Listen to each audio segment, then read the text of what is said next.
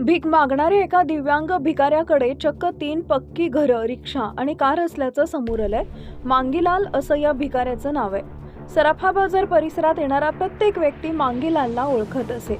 लाकडी गाडी, पाठीवरची पिशवी आणि हातातील चपलांच्या साह्यानं फरफटत चालणं हे दृश्य पाहून कोणालाही त्याची दया येत असे. मांगीलालला स्वतः अत्यंत असहाय्य आणि हतबल दाखवत असे आणि तो कोणाकडेही जबरदस्ती करत नसे किंवा मोठ्या आवाजात बोलत नसे. त्यामुळे त्याची शारीरिक स्थिती पाहून लोक त्याला स्वतःहून पैसे द्यायचे. तपासणीत असं समोर आलंय की मांगीलालच्या अपंगत्वामुळे शासनानं त्याला रेड क्रॉस सोसायटी मार्फत यापूर्वीच एक BHK घर उपलब्ध करून दिलं होतं. तो काही काळ आश्रमातही राहिला होता. मात्र सुखसुविधा असूनही त्यानं भीक मागणंच आपला व्यवसाय म्हणून सुरू ठेवलं. रेस्क्यू टीमनं जेव्हा मांगीलालच्या मालमत्तेची चौकशी केली तेव्हा मोठे खुलासे झाले.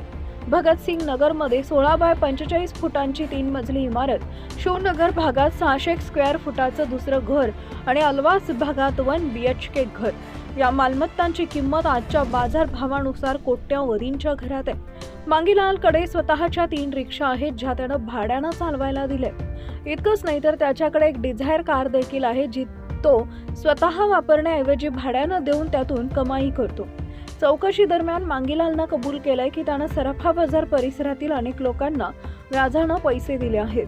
तो रोज सराफा बाजारात फक्त भीक मागण्यासाठी नाही तर व्याजाची वसुली करण्यासाठी देखील जात असे. भीक आणि व्याज मिळून तो दिवसाला 400 ते 500 रुपये कमवत असे.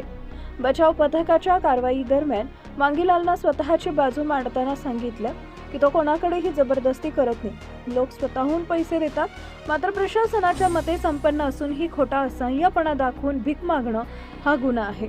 नोडल अधिकारी दिनेश मिश्रा यांनी सांगितलं की मांगीलाल विरुद्ध सतत तक्रारी मिळत होत्या. त्या आधारावर भिक्षावृत्ती निर्मूलन मोहिमेअंतर्गत ही कारवाई करण्यात आली आहे.